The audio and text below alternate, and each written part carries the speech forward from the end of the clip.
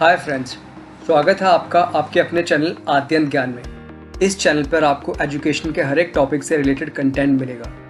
तो अगर आपने अभी तक हमारे चैनल को सब्सक्राइब नहीं किया तो प्लीज़ इसे सब्सक्राइब कीजिए और नीचे दिए गए बेल आइकन पर जाके क्लिक करें ताकि आपको हमारे वीडियोस की नोटिफिकेशन टाइम पे मिलते रहे। हाय फ्रेंड्स, हम आशा करते हैं कि आप सब अच्छे होंगे। आज का टॉपिक है 1948 जीप स्कैंडल के बारे में। तो वीडियो शुरू करने से पहले आप सब लोगों से एक रिक्वेस्ट है कि आप किसी भी पॉलिटिकल आइडियोलॉजी को सपोर्ट करते हो, इससे इस वीडियो का कोई भी लिंक नहीं है। ये वीडियो सिर्फ आपकी इन्फॉर्मेशन के लिए बनाई गई है और जो भी फैक्ट्स हैं सिर्फ उन्हीं फैक्ट्स को प्रेजेंट किया गया है। जो भी इन्वेस्टिगेशन हुई थी as per the parliamentary committee, ये उसी इन्वेस्टिगेशन के बेस पे जो भी रिपोर्ट्स और फाइंडिंग्स थी उसी फाइंडिंग्स को आधार बना के वीडियो बनाई जा रही है। तो कमेंट सेक्शन में आके किसी को भी अब्यूज़ ना करें, किसी भी पर्सन या किसी भी पार्टी को अब्यूज़ ना करें। तो आगे बढ़ते हुए वीडियो स्टार्ट करते हैं। तो जो इंडिया पाकिस्तान का पहला वॉर हुआ था 47-48 के बीच में, उस टाइम पे जो इंडियन आर्मी थी उन्हें काफ़ी ज़्यादा रिक्वायरमेंट थी जीप्स की, क्योंकि जो काफ़ी टफ टेरेन थे जो जम्मू कश्मीर के, और कश्मीर में उन्हें जीप की रिक्वायरमेंट थी।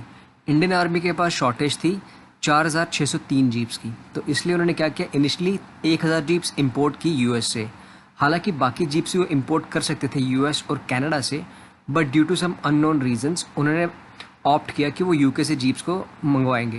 तो इसीलिए एक जो डेलीगेशन था, एक हाई पावर डेलीगेशन, जिसमें थे defence secretary, commander in chief of army और उस समय के जो फाइनेंशियल एडवाइज़र थे मिस्टर AK चंदा, वो गए थे यूके में। पर उस समय यूके जाके उन्हें कोई डील वो प्रॉपरली कर नहीं पाए, डील क्रैक नहीं कर पाए और ना ही उन्हें जीप्स मिली। उसके बाद जून 1948 में मिस्टर जो AK चंदा जो फाइनेंशियल एडवाइज़र हैं, उन्होंने वायर किया डिफेंस सेक्रेटरी को कि 1500 रिकंडीशन जीप यूके में उन्हें मिली है और पर जीप की जो कीमत है वो है 300 पाउंड। तो यहाँ पे देखने वाली बात ये थी कि सिमिलर प्राइस पे वो यूएस और कनाडा से नई जीप्स ले सकते थे, पर फिर भी उन्होंने कहा कि उन्हें 1500 जीप मिली है रिकंडीशन, यानी कि सेकंड हैंड, जिन्हें दोबारा से रिफर्बिश ठीक किया गया हुआ है। तो ऐसी 1500 जीप मिली हुई हैं। डिफेंस सेक्रेटरी भी काफ़ी ज़्यादा इंटरेस्टेड थे और उन्होंने वायर बैक किया मिस्टर चंदा को कि आप नेगोशिएट करिए प्राइस ऑफ 2000 जीप्स, कि 2000 रिकंडीशन जीप हम ले लेंगे, प्रोवाइडेड कि कंपनी जो भी उन जीप्स को देगी हमें 3 साल की सर्विस और स्पेयर्स उन्हें प्रोवाइड करने रहेंगे। तो जो कंपनी चूज़ की गई थी इस जीप्स को सप्लाई करने में, उस कंपनी का नाम था मैसर्स एंटीमिस्टेंटस। तो 9 जुलाई 1948 को मिस्टर AK चंदा ने वायर किया कि 2000 जीप हमने ऑर्डर कर दी हैं और 3 साल का स्पेयर्स और सप्लाई जो कमेंस होगी with in a period of 6 weeks, यानी कि जो 3 साल के स्पेयर्स और सप्लाई के जो भी टर्म्स एंड कंडीशन थी वो विद इन 6 वीक स्टार्ट हो जाएगा, यानी कि 9 जुलाई के 6 हफ्ते के अंदर अंदर स्टार्ट हो जाएगा और 5 महीने के अंदर अंदर ये कंप्लीट भी हो जाएगा। यानी कि 9 जुलाई के ऑर्डर दे दिया, 6 हफ्ते के अंदर अंदर डिलीवरी स्टार्ट हो जानी थी और 5 महीने में ख़त्म हो जाना था। और जो पेमेंट थी उसकी टर्म्स एंड कंडीशन ये थी कि 65% जो पेमेंट होगी वो तब होगी कि जब receipt of certificate from inspecting firm, यानी कि जो ये रिकंडीशन जीप थी इनके लिए एक इंस्पेक्टिंग फर्म को हायर किया गया, जिसने ये चीज़ देखना था कि ये जो जीप्स हैं ये प्रॉपरली रिकंडीशन है, क्या ये चलने के योग्य भी हैं कि नहीं है, या ये सेकंड हैंड है तो चल ही ना पाए। तो जब ये इंस्पेक्टिंग फर्म जो सारे जो जीप्स की इंस्पेक्शन करने के बाद एक सर्टिफिकेट्स इशू कर देती कंपनी को, उन सर्टिफिकेट्स के बेस पे कंपनी को 65% पेमेंट की जाती। उसके बाद 20% पेमेंट तब की जाती जब वो एक बिल देते, बिल ऑफ लोडिंग, यानी कि जब वो जीप्स को उनके कंटेनर्स पे चढ़ा देते, यानी कार्गो शिप्स पे चढ़ा देते, उसके बाद उनको वो जो बिल शो करते हैं इंडियन गवर्नमेंट को, तो इंडियन गवर्नमेंट उनको 20% के रिमेनिंग पेमेंट भी करती। उसके बाद जो रिमेनिंग 15% था वो तब मिलता है जब ये जीप्स इंडियन पोर्ट पे लैंड हो जाती, यानी कि भारत के वो जो बंदरगाह पे जब ये आ जाती, उसके 1 महीने के बाद रिमेनिंग जो 15% की पेमेंट थी ये करनी थी। तो काफ़ी अच्छी टर्म्स एंड कंडीशंस थी और काफ़ी जेन्युइन भी थी। हालांकि सिर्फ कॉन्ट्रैक्ट साइन करने के 1 महीने के अंदर अंदर ही, यानी कि 9 जुलाई कॉन्ट्रैक्ट साइन हुआ था, तो इर्रिस्पेक्टिव ऑफ इंस्पेक्शन सर्टिफिकेट 65% वो जो था प्राइस वो दे दिया गया सप्लायर्स को डायरेक्टली। इनिशियली कंसिडर किया गया था 65% तब दिया जाएगा जब सर्टिफिकेट मिलेंगे इंस्पेक्शन के, बट 1 महीने के अंदर अंदर ही इन्होंने क्या किया कि 65% जो था अमाउंट सप्लायर्स को पे कर दिया, बिना किसी इंस्पेक्शन सर्टिफिकेट के और बिना किसी चीज़ के।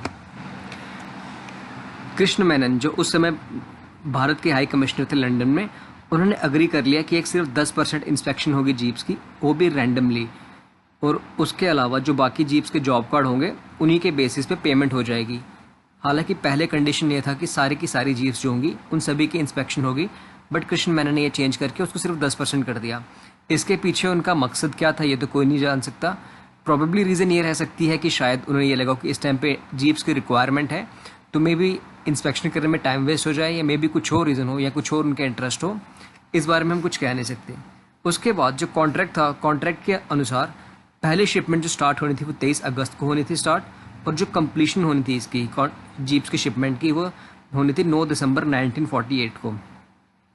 बट हालांकि 26 दिसंबर तक भी कोई एक भी जीप भारत में नहीं आई थी, और 26 दिसंबर को जो मिनिस्ट्री ऑफ डिफेंस ने उनसे पूछा कृष्ण मेनन जी से कि क्या इशू आ रहा है, तो 26 दिसंबर को कृष्ण मेनन जी ने नई दिल्ली को एश्योर किया कि जीप्स जो हैं वो लोड की जा रही हैं कार्गो शिप्स पे, और अप्रॉक्सीमेटली 1300 जीप जो होंगी वो 26 दिसंबर की रात तक समुद्र में होंगी, यानी कि वो ट्रैवलिंग करना स्टार्ट कर देगा शिप उनको लेके।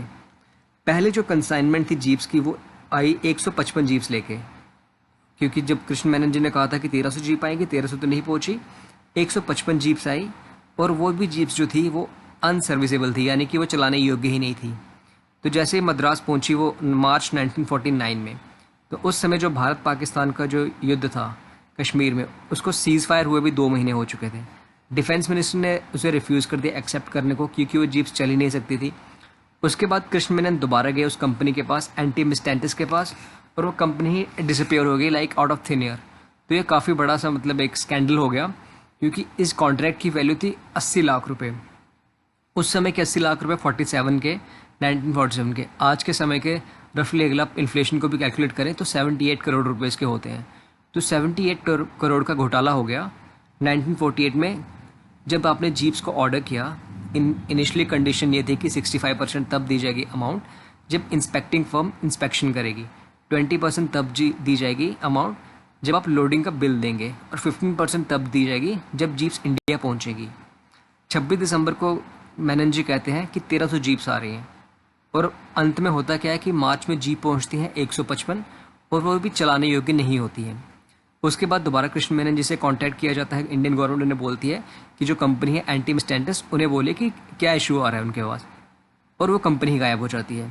तो कृष्ण मेनन काफ़ी ज़्यादा स्ट्रॉन्ग स्टेचर के पर्सन थे, उन्होंने हार नहीं मानी और उन्होंने दूसरा कॉन्ट्रैक्ट साइन कर दिया एक दूसरी कंपनी के साथ। दूसरी कंपनी का नाम था SCK एजेंसीज। तो कृष्ण मेनन जी ने इस कंपनी से कॉन्ट्रैक्ट कर लिया SCK एजेंसीज से, और इस कंपनी को सप्लाई करनी थी 1007 जीप्स, और अब जीप्स की वैल्यू बढ़ा कर दी गई 458 पाउंड्स, यानी कि इनिशियली जो वैल्यू थी जीप्स की वो थी 300 पाउंड, और अब जीप्स की वैल्यू कर दी 458 पाउंड्स और 10 शिलिंग्स। और इस कॉन्ट्रैक्ट में ये टर्म रखी गई कि 68 जीप्स हर महीने सप्लाई की जाएंगी। उसके बाद जो नया कॉन्ट्रैक्टर था उसे नई दिल्ली को एक क्रेडिट भी देना था 19 लाख रुपए का, क्योंकि जो पहले जो भी कुछ हुआ एंटी मिस्टेंटिस के साथ, तो उसके लिए उसकी भरपाई के लिए जो नया कॉन्ट्रैक्टर था उन्हें नई दिल्ली को एक क्रेडिट देना था 19 लाख का। पर कृष्ण मेनन ने क्या किया बाद में कि जो सप्लाई का रेट था वो रिड्यूस कर दिया। इनिशियली कॉन्ट्रैक्ट में साइन हुआ था कि 68 जीप्स पर मंथ मिलेंगी, बाद में उन्होंने चेंज कर दिया कि पहले 6 महीने तक हर महीने 12 जीप्स आएंगी, और उसके बाद हर महीने 120 जीप आएगी। बट इन रियलिटी हुआ क्या कि टोटल सिर्फ 49 जीप्स इंडिया में आई, और सिर्फ 9, और उनकी जो वैल्यू थी वो थी 94,667, और ये जो फर्म थी SCK एजेंसीज, इसने भी अपना पल्ला झाड़ लिया। तो 2 कंपनीज, पहले एंटी मिस्टेंटिस, उसके बाद SCK एजेंसीज, दोनों कंपनी के साथ जो डील करी गई, और दोनों कंपनी के साथ डील में नुकसान हुआ गवर्नमेंट ऑफ इंडिया का, ना उन्हें जीप मिली और उनका पैसा भी चला गया। तो इसके बाद इस चीज़ को लेकर एक इन्वेस्टिगेशन कमेटी बैठाई गई, क्योंकि बहुत ज़्यादा हो हल्ला मचा इंडियन पार्लियामेंट में, और बहुत ही ज़्यादा लोग जो अपोजिशन पार्टी भी थी और कांग्रेस के खुद के जो लोग थे वो इसको लेकर काफ़ी ज़्यादा शोर मचा रहे थे, और पंडित जवाहरलाल नेहरू जी ने इसे शांत करने की ट्राई किया और एक कमेटी बना दी। कमेटी का नाम था अयंगर कमेटी। तो कमेटी को हेड कर रहे थे अनंत स्वामी अयंगर जी, जो कि डेप्यूटी स्पीकर भी थे लोकसभा के और बाद में स्पीकर भी रहे। तो जब कमेटी ने इन्वेस्टिगेशन की तो उसने काफ़ी ज़्यादा शॉकिंग रेवलेशन और काफ़ी ज़्यादा शॉकिंग पॉइंट्स निकलवाए। तो सबसे पहला जो शॉकिंग पॉइंट निकल के सामने आया वो ये था कि मिस्टर A.K. चंदा जो फाइनेंशियल एडवाइज़र थे, उन्होंने कमेटी को बताया कि जो पूरी डील हुई है उसकी एग्रीमेंट जो करा गया था वो किया गया था high commissioner India to the London, यानी कि जो मिस्टर कृष्ण मेनन थे ये उन्होंने किया था सारा, और इसमें मिस्टर चंदा को रोल ही नहीं था, ना ही उन्होंने नेगोशिएशन किया, ना ही मीटिंग्स में प्रेजेंट थे, और ना ही वो किसी चीज़ से कॉरस्पॉन्ड कर रहे थे। हालांकि वो डिफेंस सेक्रेटरी ऑफ इंडिया से कॉरस्पॉन्ड कर रहे थे, सिर्फ on the behest of mister Krishna Menon, यानी कि कृष्ण मेनन के कहे अनुसार वो डिफेंस सेक्रेटरी से डीलिंग कर रहे थे। बट जो बाकी नेगोशिएशन हो रही थी एंटी मिस्टेंटिस और एससी के एजेंसीज के साथ, उसमें मिस्टर चंदा का कोई पार्ट नहीं था। और उन्होंने ये तक कह दिया कि वो लंदन सिर्फ एक बाय एक्सीडेंट थे 8 जुलाई 1948 को, जब ये डील फाइनलाइज की गई। और ये भी कहा कि फाइनेंशियल एडवाइज़र और legal adviser of Indian high commission जो लंदन में थे, उन्हें भी कंसल्ट नहीं किया गया जब ये ऑर्डर 80 लाख रुपए का प्लेस किया गया। और एक बहुत ही छोटी कंपनी जिसके बारे में किसी ने सुना भी नहीं था, एंटी मिस्टेंटिस के साथ, और जिसकी कैपिटल, ये सबसे ज़्यादा शॉकिंग रेवलेशन थी, इस कंपनी की टोटल कैपिटल ही थी सिर्फ 605 पाउंड। तो आप खुद सोच के देखिए, एक कंपनी जिसके बारे में किसी ने सुना नहीं है, कोई इसे जानता नहीं है, और जिसकी टोटल कैपिटल ही 605 पाउंड है, उसे इंडियन गवर्नमेंट एक कॉन्ट्रैक्ट ऑफर कर देती है 80 लाख रुपए का। तो ये पहले से स्कैम इन अ मेकिंग था, क्योंकि जिस कंपनी के पास 605 पाउंड की टोटल कैपिटल है, वो कहाँ पे आपको जीप्स प्रोवाइड करेगी 2000 जीप्स। इसके बाद जो टर्म्स एंड कंडीशन थी पेमेंट की, तो जैसा कि आपको पहले बताया हमने कि 65% तब मिली थी जब receipt of certification from the inspecting firm, यानी कि जो इंस्पेक्टिंग फर्म होती, जब वो इंस्पेक्शन कर देती जीप्स के, उस सारे जीपों की, यानी कि जो भी 2000 जीप जो ऑर्डर करी गई थी, जब 2000 जीप्स की प्रॉपर इंस्पेक्शन हो जाती, उसके बाद इंस्पेक्टिंग फर्म जब ये सर्टिफिकेट्स इशू करती, उन सर्टिफिकेट्स के बेस पे पहले 65% की जो अमाउंट मिलती एंटी मिस्टेंटिस को। रिमेनिंग 20% तब मिलती जब वो लोडिंग का बिल प्रोड्यूस करते कि उन्होंने जो आपकी जीप्स हैं भारत सरकार की, वो कार्गो शिप्स में चढ़ा दी हैं, और 15% तब मिलती जब वो जीप्स भारत पहुंच जाती। पर within a month of signing the contract और irrespective of the inspection certificate 65% price दे दिया गया सप्लायर को। और ये इसलिए दिया गया क्योंकि एक हमारे बहुत ही वेटरन पार्लियामेंटेरियन यानी कि सांसद रहे हैं शिवा राव जी, तो उन्होंने कहा कि with its incredibly meagre resources it would not have been a position to fulfil that contract without this amount being advance to it. क्योंकि उन्होंने कहा कि जो एक कंपनी जिसके पास 605 रुपये की तो सारी इसकी वैल्यू है, 605 पाउंड की, तो वो कंपनी इतना बड़ा कॉन्ट्रैक्ट कैसे पूरा करती अगर उसे पहले एडवांस में तुम कुछ देते ना। यानी कि जो आपने एडवांस दिया, उसी एडवांस से उन्होंने जो 155 जीप्स खरीदी, उसी एडवांस से उन्होंने थोड़ी बहुत उनकी इंस्पेक्शन की, उसी एडवांस अमाउंट के साथ वही जीप आप उन्होंने चढ़ा के इंडिया को दे दी। जो ऑफिशियल इंडियन इंस्पेक्टर्स थे इंस्पेक्शन करने के लिए जिनको चूज़ किया गया था वो, और मैसर्स हंट नाम की एक कंपनी थी जिसे चूज़ किया गया था inspection as a inspection firm, उन दोनों का कॉन्ट्रैक्ट चेंज कर दिया गया। क्योंकि इनिशियली जो कॉन्ट्रैक्ट डिसाइड हुआ था उसमें चूज़ किया गया था कि इंडियन इंस्पेक्टर्स भी जाएंगे इंस्पेक्शन करने के लिए, और एक ब्रिटिश की कंपनी थी मैसर्स हंट नाम से, और इन्हें इंस्पेक्शन करनी थी। जब कॉन्ट्रैक्ट एग्जीक्यूट हुआ तो इन दोनों को बाईपास कर दिया गया, और सेलर की सजेशन पे यानी कि एंटी मिस्टेंटिस के सजेशन पे कृष्ण मेनन जी ने एक दूसरी फर्म को नॉमिनेट कर दिया कि ये इंस्पेक्शन करेगी। और ये भी चौंकाने वाली चीज़ थी कि जो दूसरी फर्म थी, इनकी इंस्पेक्शन पूरी होने से पहले ही इनको हैंड ओवर कर दिए गए एंटी मिस्टेंटिस को 1,72,000 पाउंड। तो आप खुद सोच के देखिए, 605 पाउंड कंपनी की वैल्यू थी, और उसे बिना इंस्पेक्शन के, बिना किसी चीज़ के 1,72,000 पाउंड आपने दे दिए। कृष्ण मेनन ने अग्री भी कर दिया कि सिर्फ 10% इंस्पेक्शन होगी रैंडमली, और उन बाकियों के जॉब कोड के हम कंसिडर कर लेंगे कि ये हो गया, इंस्पेक्शन होगी। जबकि पहले ये डिसाइड हुआ था जब गवर्नमेंट ऑफ इंडिया को बताया गया था कि हम कॉन्ट्रैक्ट साइन करने वाले हैं कि 100% इंस्पेक्शन होगी। बाद में सिर्फ 10% इंस्पेक्शन के लिए एग्री किया गया, और उस 10% में भी प्रॉपरली हुई कि नहीं हुई वो तो रब जाने। आगे उसके बाद अयंगर सब कमेटी ने ये भी बताया कि एक बहुत ही एक डेंजरस डिविएशन थी, और कमेटी को ये बताया कि जो 10% बोला गया था कि 10% इंस्पेक्शन हुई है, वो भी एक इल्यूजरी थी, यानी वो भी एक भ्रम ही था। क्योंकि 10% इंस्पेक्शन भी लगता नहीं है हुई थी, क्योंकि जो 155 जीप्स भारत के पोर्ट पे लैंड हुई थी मार्च 1949 को, उनमें से एक भी जीप चलने योग्य ही नहीं थी। और जो कॉन्ट्रैक्ट में टर्म्स एंड कंडीशन थी कि 3 साल तक उन्हें स्पेयर प्रोवाइड करने हैं, 10% ऑफ द टोटल स्पेयर्स वो आए थे उसी पीरियड में। यानी कि जब जीप्स आई तो उसके साथ ही 10% टोटल स्पेयर्स भी उन्होंने भेज दिए कि बस हमारे पास यही है। उसके बाद अयंगर कमेटी ने रिमार्क किया कि ये बहुत ही सीरियस डिविएशन था from the terms of original Telegram, यानी कि जो ओरिजिनल जो तार आया था जिसके बेसिस पे पूरा एक ये डील सेटअप हुई थी, ये तो उससे पूरा रिट्रैक्ट कर गए आप, और इसे कंट्री को बहुत ही सीरियस एक लॉस हुआ है। और जो पेमेंट करी गई थी वो पेमेंट की गई थी कृष्ण मेनन जी के द्वारा without the approval of defence ministry.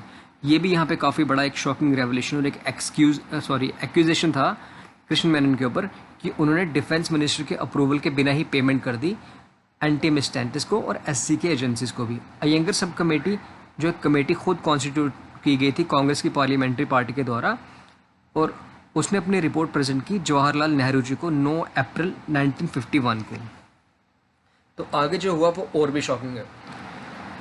इसका इन्वेस्टिगेशन का जो आफ्टरमैथ ये था कि जो मैटर को लेके जाए गए पब्लिक अकाउंट्स कमेटी के पास, जिन्होंने रेकमेंड किया अपनी 9th रिपोर्ट में कि इस डील को असेस करवाया जाए एक हाई लेवल कमेटी के द्वारा, जिसमें 1 या 2 हाई कोर्ट के जजेस होने चाहिए।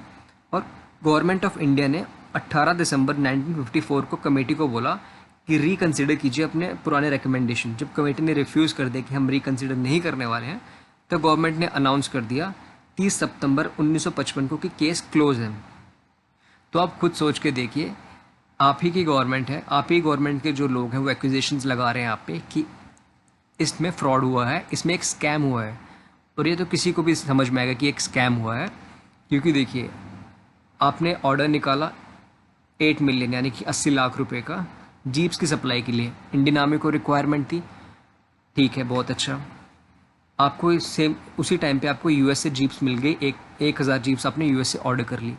सिमिलर प्राइस पे, जैसे कि आप 300 पाउंड पे आप वहाँ पे गए यूके पे सेकंड हैंड जीप के लिए, या रिकंडीशन, सेकंड हैंड भी नहीं रिकंडीशन बोलूँगा मैं से, क्योंकि रिकंडीशन ही थी। सेकंड हैंड तो ये था कि चलती थी, रिकंडीशन दैट मीन्स कि उसका इंजन सब उसको रिकंडीशन रिफर्बिश करके दोबारा से बनाया गया था। तो उन रिकंडीशन जीप्स को लेने की क्या आवश्यकता पड़ी थी गवर्नमेंट को? क्या गवर्नमेंट के पास रिसोर्सेज नहीं थे, या गवर्नमेंट के पास जो ऑफिशियल्स डील कर रहे थे या उन्हें इतने समझ नहीं थी कि वो नई जीप्स ले लेते rather than going for the recondition jeeps? But वो बेहतर जानते हैं मुझसे, क्योंकि वो मुझसे ज़्यादा इंटेलिजेंट होंगे उस समय, तो उन्हें हमसे ज़्यादा ही पता होगा कि क्या कर रहे हैं क्या नहीं कर रहे हैं।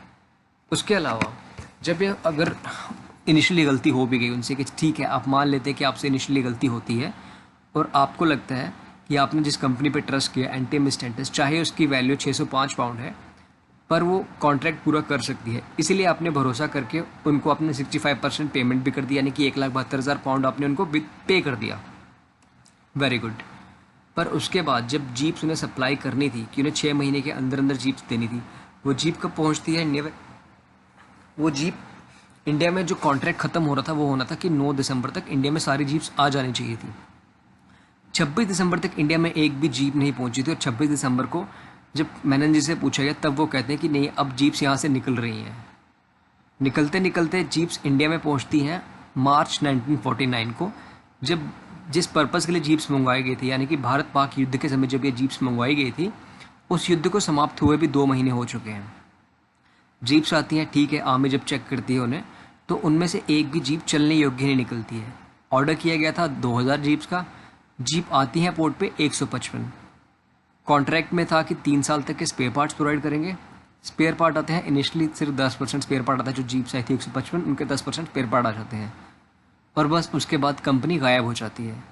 तो रादर देन कि आप मिस्टर मेनन से पूछिए कि ये क्या हुआ यहाँ पे, कंपनी कहाँ पे गई, और कंपनी ऐसे डिसअपियर कैसे हो सकती है, आपने किस बेसिस पे कॉन्ट्रैक्ट करा, ना आपने फाइनेंशियल एडवाइज़र से पूछा, ना आपने लीगल एडवाइज़र से पूछा, आपने खुद से कॉन्ट्रैक्ट साइन कर दिया और खुद से सब कुछ डिसाइड कर लिया, और आज कंपनी गायब हो गई है। तो स्टेट एक्सचेकर को इतना नुकसान हुआ, या भारत की ट्रेजरी को इतना नुकसान हुआ, क्योंकि उस समय भारत जस्ट आज़ाद हुआ था। एक देश जो उसी समय आज़ाद होता है और उसके लिए इतना ज़्यादा प्रेशर, इतना ज़्यादा लॉस झेलना, जब लोगों के पास खाने के लिए कुछ नहीं था, इतनी गरीबी, इतनी भूखमरी थी, वहाँ पे आप इतना बड़ा घोटाला कर देते हैं और कोई आपको पूछता भी नहीं है। जब इन्वेस्टिगेशन होती है, इन्वेस्टिगेशन में सामने खुल के बात आती है कि ये घोटाला हुआ है, और वो रेकमेंड करते हैं कि एक हाई कोर्ट के जज, 1 या 2 हाई कोर्ट के जज आके इस चीज़ को फाइंड आउट करें और अपनी रिकमेंडेशन बताएं कि आगे क्या होना चाहिए। तो तब गवर्नमेंट ऑफ इंडिया क्या डिसाइड करती है कि जो कमेटी की रिपोर्ट है जो है वो रिपोर्ट पब्लिक ही नहीं करना है।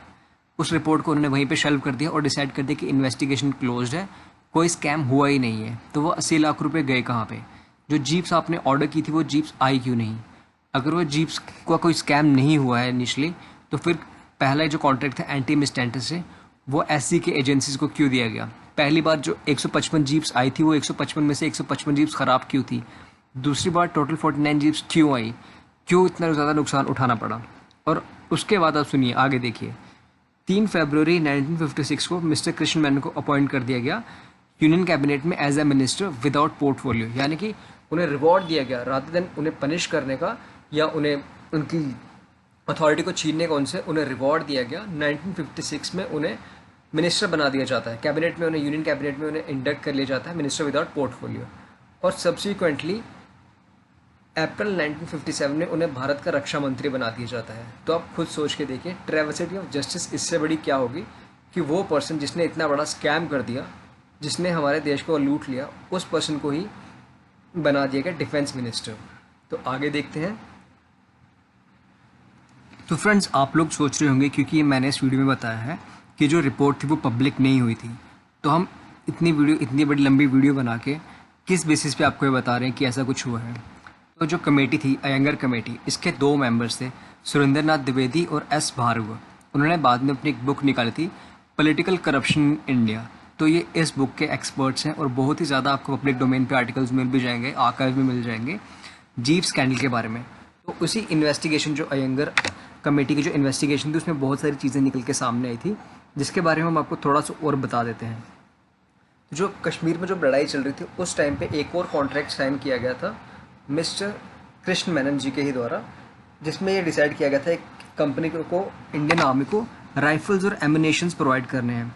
कंपनी का नाम था JCJ नॉट, और जिसकी कैपिटल थी सिर्फ 100 पाउंड, और जो कॉन्ट्रैक्ट अमाउंट जी थी वो थी 19,44,000 पाउंड। तो आप खुद सोच के देखिए, कंपनी जिसकी टोटल वैल्यू 100 पाउंड है, आपने उसे कॉन्ट्रैक्ट दे दिया 19,44,000 पाउंड का। और सप्लाई ऑफ द राइफल्स थी वो स्टार्ट होनी थी 120 दिन के अंदर अंदर, सप्लाई स्टार्ट होनी थी 10 दिन के अंदर अंदर कॉन्ट्रैक्ट साइन करने के, और 120 दिन के अंदर अंदर ही सप्लाई ख़त्म हो जाना थी। पर हुआ ये कि कश्मीर में जो सीज़ फायर हो गया था ना 1949 को, न्यू ईयर्स के डे पे, उसके बाद तक भी एक भी राइफल नहीं आई, और डिफेंस मिनिस्टर ने कर दिया कि एक केबल कर दिया कि आप कैंसिल ही कर दो इस ऑर्डर को, क्योंकि हमारे पास एक भी राइफल नहीं आ पाई है। तो जो कॉन्ट्रैक्ट साइन हुआ था, उस कॉन्ट्रैक्ट के इतने दिन बीतने के बाद भी, यानी कि इतना टाइम बीतने के बाद भी, यानी कि सीज़ फायर भी हो गया, जिस चीज़ के लिए आपने राइफल्स और एमिनेशन आपको चाहिए थे, वहाँ पर सीज़ फायर भी हो गया, और तब भी आपके पास राइफल नहीं आई। कंपनी उसको कॉन्ट्रैक्ट दिया आपने JCJ नॉट को, जिसकी टोटल वैल्यू 100 पाउंड थी। कॉन्ट्रैक्ट दिया आपने उसको 19,44,000 पाउंड का। तो आप इसे स्कैम नहीं कहेंगे तो और क्या कहेंगे। द्विवेदी और भार्गव ने आगे ये भी कमेंट किया कि अगर ये राइफल्स और एमिनेशंस हमें चाहिए होते इमीडिएटली, तो सोचिए कि क्या होता, और क्या इन राइफल्स और एमिनेशन की वजह से जो कश्मीर लड़ाई का जो आउटकम निकला है, क्या ये आउटकम डिफरेंट आया है। इसके बाद 2 और कॉन्ट्रैक्ट थे मिस्टर कृष्ण मेनन के, जो दिए गए थे और जो अनफुलफिल्ड थे। एक था 25B मिचेल बॉम्बर्स का, जो US से आने थे, इसके लिए भी एक, और दूसरा था एक स्टैगहाउंड आर्मर कार्स का। और इसके बारे में बोलते हैं कि अगर जो द्विवेदी और भार्गव कमेंट करते हैं, क्योंकि हमारे वर्ड्स नहीं है, मिस्टर द्विवेदी और मिस्टर भार्गव उन्हीं के कमेंट्स हैं, दोनों ही पार्लियामेंटेरियंस रह चुके हैं, और उनके वर्ड्स को मैं आपके सामने प्रस्तुत करने वाला हूँ कि अगर मिस्टर कृष्ण मेनन इंडिया को रिप्रेजेंट करते थे हर एक ऐसे डूबियस कॉन्ट्रैक्ट में, यानी कि हर एक ऐसे शेडी कॉन्ट्रैक्ट में मिस्टर कृष्ण मेनन का नाम था, तो दूसरी साइड से एक होता था एक fictional character mister EH Potter. तो ये आपके लिए बहुत ही ज़्यादा शॉकिंग रहेगा। आप सोच के देखिए, एंटी मिस्टेंटस में जो सप्लायर, जो कंपनी थी सप्लायर, उसके स्पोक्स पर्सन थे EH पोर्टर। जो दूसरा कॉन्ट्रैक्ट साइन हुआ SCJ के साथ, उसके भी स्पोक्स पर्सन थे मिस्टर EH पोर्टर। तीसरा जो कॉन्ट्रैक्ट साइन हुआ JCJ नॉट के साथ राइफल्स के लिए, वहाँ पे भी मिस्टर EH पोर्टर थे। चौथा जो कॉन्ट्रैक्ट साइन हुआ था आर्मर्ड कार के लिए, वहाँ पे भी मिस्टर EH पोर्टर थे। उसके अलावा एक और कॉन्ट्रैक्ट साइन हुआ था मिस्टर EH पोर्टर के साथ ही, वो था स्टील प्लेट्स की सप्लाई करने का। वो कॉन्ट्रैक्ट था 4 लाख पाउंड का। तो आप खुद सोच के देखिए, एक ऐसे कैरेक्टर जिनका एक भी कॉन्ट्रैक्ट पूरा नहीं हुआ, मिस्टर EH पोर्टर, ना एंटी मिस्टेंटस वाला, ना SA की जीप्स वाला, ना JSC वाला, JSJ वाला, JCJ वाला, पर तब भी उन्हें हर बार कॉन्ट्रैक्ट मिलता गया, और पहले से बड़ा कॉन्ट्रैक्ट मिलता गया। और मिस्टर कृष्ण मेनन, जो इतनी बार जिनके कार्यकाल में जब वो हाई कमिश्नर रहे, तो इतना कुछ घपले और घोटाले हुए, उन पे कोई एक्शन नहीं हुआ। जब ये रिपोर्ट आई तो रिपोर्ट पब्लिक करने के बजाय रिपोर्ट शेल्व कर दी गई, इन्वेस्टिगेशन कमेटी को डिसॉल्व कर दिया गया, और उन पे कोई भी एक्शन नहीं लिया गया। तो इसके बारे में एक चीज़ और बताई गई है आगे जो कमेंट करते हैं, तो इन्होंने ये बताया हुआ है मिस्टर द्विवेदी और मिस्टर भार्गवा ने कि इनके अगेंस्ट एक्शन ली जानी चाहिए थी, पर कोई भी एक्शन नहीं ली गई। इन्होंने भारत सरकार के अगेंस्ट जाके कार्य किया, कोई एक्शन नहीं ली गई। उल्टा उन्हें यूनियन कैबिनेट में as a minister without portfolio induct कर लिया गया फरवरी 1956 में। और उसके बाद अप्रैल 1956 में ही उन्हें बना दिया जाता है भारत का डिफेंस मिनिस्टर। और वो इंडिया के डिफेंस मिनिस्टर रहे मिस्टर वी.के. मेनन, जब तक इंडिया की हार ना हुई चाइना से 1962 में। वो भी काफ़ी ज़्यादा कंट्रोवर्शियल चीज़ थी उनकी, क्योंकि उस टाइम पे मिस्टर कृष्ण मेनन न्यूयॉर्क में थे और वो कुछ समझ ही नहीं पाए। इंडिया के डिफेंस मिनिस्टर और इंडिया में वॉर लगे हुए न्यूयॉर्क में थे। काफ़ी ज़्यादा उनको क्रिटिसाइज़ किया जाता है, क्योंकि उनके कारण ही जनरल थिमैया को आर्मी का चीफ ऑफ स्टाफ नहीं बनाया गया, और जो नेहरू जी हैं उनके फेवरेट जनरल कोल को आर्मी का चीफ ऑफ आर्म स्टाफ बना दिया गया था। हालांकि इसके बारे में हम किसी और दिन डिस्कस करेंगे। पर इसी इन्वेस्टिगेशन पे आगे बढ़ते हुए तो उन्होंने जो बोला है द्विवेदी जी और भार्गवा जी ने, कि एक इंसिडेंट उन्होंने शेयर किया कि लंदन हाई कमीशन में एक जो इंडियन कॉन्सुलेट होते हैं वहाँ के एक एम्प्लॉय से तो कुछ स्टैम्प्स जो गुम हो गई। उन स्टैम्प्स की टोटल वैल्यू थी 1000 रुपये इंडियन रुपीज़ में, और उस पर्सन को इम्प्रिजन कर लिया गया, यानी कि उन्हें जेल में भेज दिया गया उस एम्प्लॉय को इंडियन हाई कमीशन के। सिमिलरली जो इतना बड़ा जो फाइंडिंग्स हुई, जो इतनी बड़ी रेवलेशन हुई मिस्टर कृष्ण मेनन के अगेंस्ट, कि उनके इंडियन हाई कमिश्नर रहते उनके कार्यकाल में उन्हीं के द्वारा इतनी ज़्यादा अनफेयर डीलिंग्स की गई, इतनी ज़्यादा इलीगल डीलिंग हुई और इतने बड़ा स्कैम भी हुआ, तब भी उन पर कोई एक्शन नहीं हुई। उल्टा उन्हें प्रमोट करके आपने कंट्री का डिफेंस मिनिस्टर बना दिया, और जो रिपोर्ट उनके अगेंस्ट थी उनको शेल्व कर दिया, ये बोल के कि कुछ लोग हैं वो उनसे जलते हैं। ठीक है, लोग जलते हैं, मान सकते हैं, पर इसका मतलब ये नहीं है कि आप किसी को भी एक खुला वो दे दें कि आप जाएं और स्कैम करें और आपके ऊपर कोई एक्शन नहीं होगा, उल्टा आपको प्रमोट कर दिया जाएगा। ये बहुत ही ज़्यादा गलत प्रेसिडेंट सेट किया गया था मिस्टर नेहरू जी के द्वारा। तो फ्रेंड्स, ये हमारे पर्सनल ओपिनियन थे। हम फिर फाइनली इस वीडियो को एंड करते हुए आपसे कह रहे हैं कि इस वीडियो का मकसद सिर्फ और सिर्फ आपकी इन्फॉर्मेशन के लिए था, कि आपकी जानकारी के लिए, कि इंडिया में पहला स्कैम कौन सा हुआ था। ये किसी भी पार्टी या किसी भी पॉलिटिकल आइडियोलॉजी, किसी पर्सन को टारगेट नहीं कर रही है। ये टारगेट कर रही है जो इनजस्ट हुआ था उस टाइम पे। ये टारगेट कर रही है कि उस टाइम पे क्या एक्शन होना चाहिए था। ये वीडियो टारगेट करती है कि उस टाइम पे क्या सही डायरेक्शंस लिए जा सकते हैं, क्या सही एक्शंस लिए जा सकते हैं, जिसके कॉन्सिक्वेंसेस कुछ बेहतर रहते हैं। ये वीडियो आपसे ये क्वेश्चन पूछती है to the citizens of India, कि आप क्वेश्चन करें और आप खुद से भी ये क्वेश्चन करें, rather than questioning anybody else, कि क्या सही था उस टाइम पे, क्या सही होता, कि क्या मिस्टर कृष्ण मेनन जी को जो डिफेंस मिनिस्टर बनाया गया, क्या वो डिसीजन सही था या गलत था। तो फ्रेंड्स, हम इस वीडियो को यहीं पे समाप्त करते हैं। ये आशा करते हैं कि आपको हमारा ये कंटेंट पसंद आया होगा। अगर आपको हमारी ये वीडियो पसंद आए तो प्लीज़ इसे लाइक करें, इसे ज़्यादा से ज़्यादा शेयर करें। हमें कमेंट करके ज़रूर बताइए कि आपको हमारा कंटेंट कैसा लग रहा है, और अगर आप किसी स्पेसिफिक टॉपिक पे वीडियो बनाना चाहते हैं तो उस बारे में भी कमेंट करके बताइए। प्लीज़ हमारे चैनल को सब्सक्राइब करें। धन्यवाद। जय हिंद।